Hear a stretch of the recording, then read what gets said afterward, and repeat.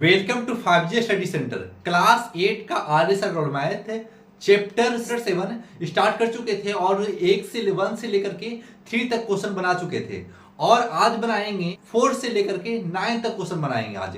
और ये exercise 7A factorisation है। फैक्टराइजेशन बहुत ही इजी चैप्टर है, जिस तरीका से सिर्फ फैक्टर करना होता है। आप पढ़े होंगे 7 ही पढ़ लिए होंगे कि किस तरीका से फैक्टर किया जाता है, कैसे कॉमन लिया जाता है, कैसे डिवाइड किया जाता है और कॉमन लेके कितना इजी वे में इसको बनाया जा सकता है। तो जो भी बच्चे इस वीडियो को देख रहे हैं, नोटबुक लेकर बैठे और जैसे जैसे बताएं कॉपी पेन में नोट करेंगे और धीरे धीरे समझने की कोशिश करेंगे कि हम कैसे बता रहे हैं। इनर के हम बना रहे हैं, आप उतारते जा रहे हैं, उतारिएगा नहीं।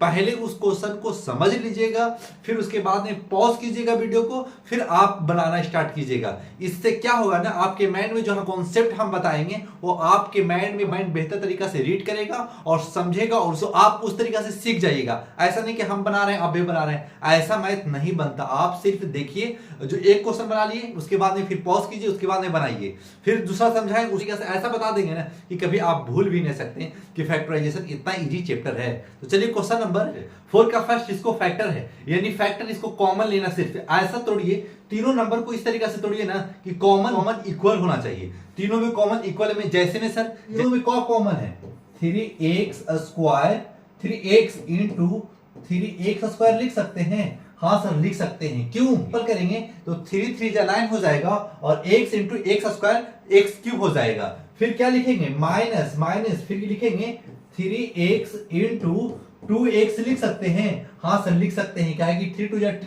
2 जा 6 और x इंटू एक्स स्क्वायर हो जाएगा। फिर 12 को कैसे लिखेंगे, 12 को हम लिख सकते हैं 3x इंटू 4।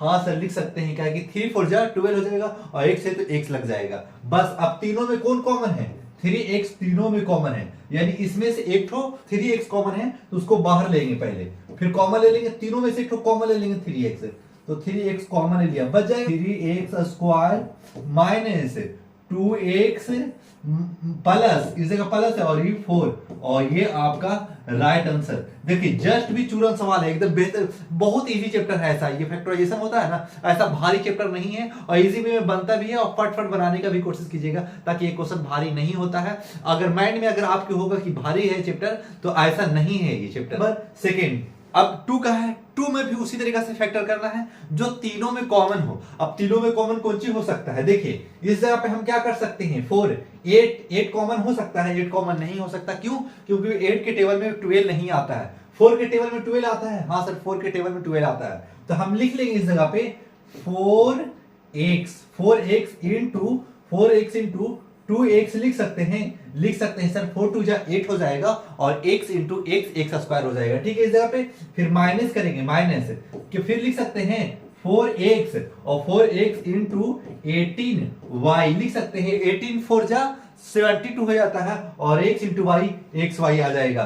फिर प्लस है तो प्लस दे दीजिए। फिर क्या लिखेंगे इस जगह पे 4 इंटू एक्स इंटू 3, क्यों 4x और 4 3 जा 12 और x है तो x लग जाएगा, तो 12x भी हो जाएगा। अब तीनों में क्या कॉमन है, 4x तीनों में कॉमन है, तो तीनों में से एक तो कॉमन ले लेंगे, तीनों में से एक जो 4x है उसको कॉमन ले लेंगे बाहर, तो लिखेंगे 4x into 2x minus 18y plus 3 और ये आपका हो जाएगा राइट आंसर। इसी तरीका से आपको बनाना है। देखिए में लग रहा हो कि भारी होगा ये क्वेश्चन, ऐसा नहीं है, ऐसा सब आसानी से बनता जा रहा है। क्वेश्चन 4 का थर्ड है, तो इसको कैसे बनाएंगे सर, वो जैसे कि दोनों क्वेश्चन में क्या था ना, एज इट इज इसमें भी उसी तरीका से करना है। कॉमन होना जरूरी है। अब सभी में 9 कॉमन मौजूद है, हाँ 9 है, तो बोले 18 तो देखिए 18 से ये नहीं कटेगा और 18 से वो कट जाएगा, तो यानी तीनों में इक्वल डिजिट हो जो तीनों को काटे। अब तीनों को कौन सा नंबर काटेगा, 9x काटेगा, 9 है तो ए स्क्वायर लिख दीजिए, ए स्क्वायर। फिर क्या लिख सकते हैं, बी क्यू है और बी स्क्वायर इस जगह पे लिख देंगे बी स्क्वायर। बस इस तरीका से कर लिया। फिर इनटू क्या लिख सकते हैं, 2ab लिख सकते हैं। देखिए जब मल्टीपल करेंगे ना तो 18 आ जाएगा और a square into a cube हो जाएगा और b square into b cube हो जाएगा, तो ये दोनों मिल जाएगा इतना। तो इस तरीके से तोड़ लिया। फिर सेकंड को भी उसी तरीके से करेंगे। फिर लिखेंगे 9a square b square, 9a square b square into 3b 3b क्यों लिख रहे हैं सर? जब मल्टीपल करेंगे ए स्क्वायर की जगह पर ए स्क्वायर आ जाएगा और बी स्क्वायर इंटू बी तो बी क्यू हो जाएगा। फिर लिखेंगे प्लस 3 है तो प्लस 3 करेंगे 3, अब फिर लिखेंगे 9a square b square into 4a। देखिए 9 4 जा 36 हो जाता है, 9 4 जा 36 और a square into A Q हो जाएगा और बी स्क्वायर है तो बी लग जाएगा। तो ये पूरी तरीका से फैक्टर हो चुका। अब फैक्टर में कौन सा नंबर कॉमन मौजूद है? तो कौन सा नंबर कॉमन है? यही तो कॉमन मौजूद है दो तीनों में। तो ये तीनों में से एक ठो को कॉमन ले लेंगे। तो कॉमन ले लीजिए यहाँ पे 9a square b square into ये अंदर आ जाएगा 2ab माइनस 3b ये 9a स्क्वायर बी स्क्वायर तो बाहर आ गया पूरा में, तो सिर्फ ये वाला बच जाएगा, ये लास्ट वाला बच जाता है प्लस 4a। अब हो चुका ये फैक्टर, अब ये कॉमन हो चुका। अब यही आपका राइट आंसर है। देखिए ऐसा नहीं कि आप इसको भारी समझ के छोड़ के आगे निकल सकते हैं, सिर्फ तोड़ना सिर्फ मुश्किल होता है। सिर्फ अगर फर्स्ट में तोड़ लिया ना तो कॉमन लेना तो इजी हो जाता है, फिर कॉमन लेके यही डायरेक्ट आपका आंसर भी दे देता है और ये आपका राइट आंसर हो जाता है। क्वेश्चन नंबर 4 का थर्ड नंबर हो चुका समाप्त। क्वेश्चन नंबर 5 का फर्स्ट, क्वेश्चन नंबर 5 का फर्स्ट क्या है? 5 का फर्स्ट भी जिस तरीका से 4 बनाया है उसी तरीका से 5 भी बनाना होगा। तो 5 को भी एज इट इज उसी तरीका से करेंगे। तो कैसे करेंगे सर? देखिए जिस तरीका से उसमें तोड़ते थे इसमें भी उसी तरीका से तोड़ेंगे। क्या हम लिख सकते हैं 7x स्क्वायर तीनों में कॉमन है? हाँ सर कॉमन है। तो 7x स्क्वायर इंटू 2x लिख सकते हैं क्योंकि 7 2 जा 14 हो जाएगा और x स्क्वायर इंटू x क्यों हो जाएगा। चलिए अब इस जगह पे क्या करेंगे?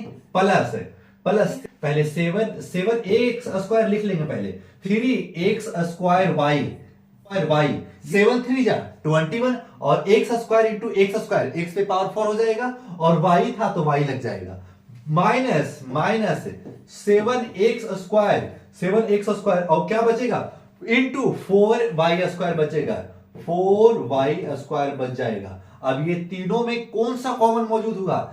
7a स्क्वायर तीनों में मौजूद है तो 7 कॉमन ले लेंगे, 7 कॉमन ले लेते हैं, 7x स्क्वायर कॉमन ले लेंगे तो बच जाएगा 2x बच जाएगा प्लस है इस जगह पे तो प्लस होगा 3x स्क्वायर y माइनस है तो माइनस दे दिया, फिर 4y स्क्वायर है तो 4y स्क्वायर लिख देंगे और ये आपका राइट आंसर हो जाता है। क्वेश्चन नंबर 5 का फर्स्ट हो चुका समाप्त।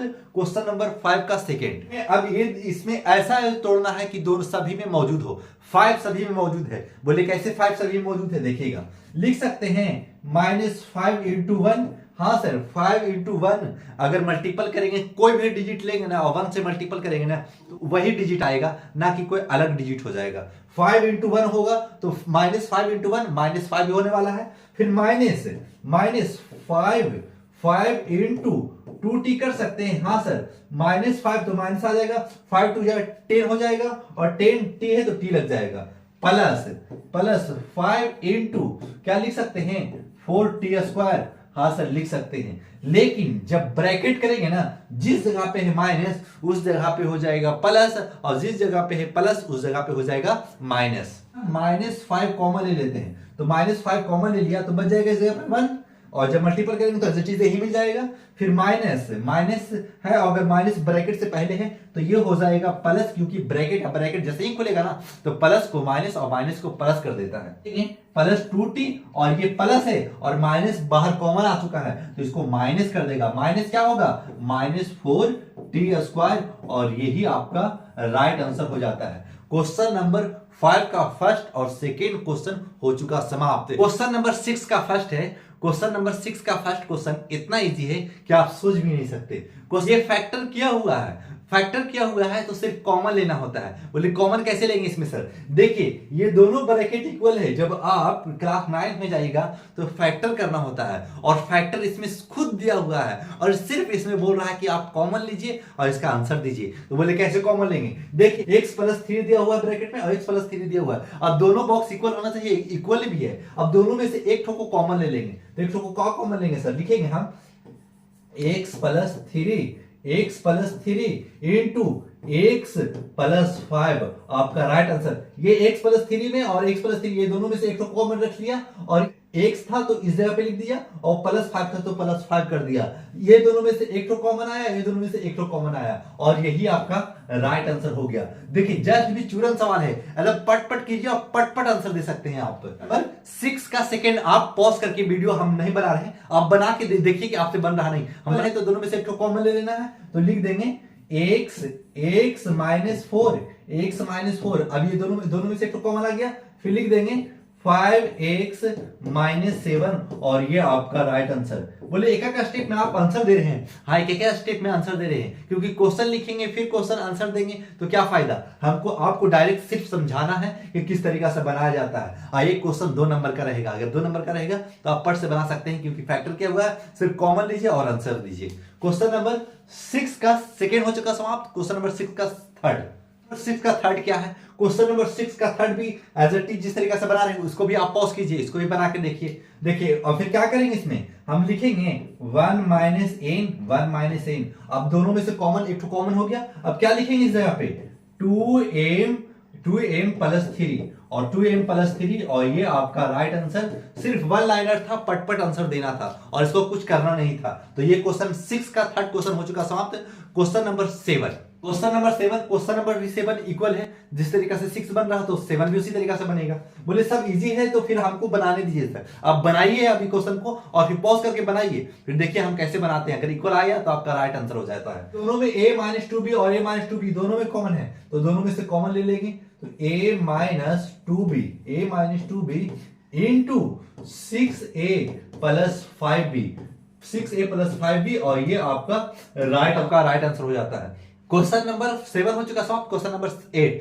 क्वेश्चन नंबर 8 में सिर्फ थोड़ा सा ट्विस्ट और किया है। क्या इसमें ट्विस्ट है सर? देखिए आप कॉमन क्या चीज इसमें मौजूद है, देखिएगा आप। क्या इसमें से x³ और x² दोनों में मौजूद है? तो पहले जैसे बनाते तो इसे कर लेते पहले 2a - b into x³ + x² है। आइए दोनों में कॉमन है, क्या चीज कॉमन है देखिएगा इस जगह पे। ये तो हो चुका है, ये डायरेक्ट आंसर ऐसे नहीं मिलेगा। अब क्या करना पड़ेगा इस जगह पे 2a - b इंटू x² दोनों में कॉमन है। हाँ सर दोनों में कॉमन है, तो लिख लेंगे x² इंटू x + 1। अब x² को इस जगह पे लिखे, चाहे इस पर पूरा लिया है। मल्टीपल में कुछ भी फर्क नहीं पड़ता है।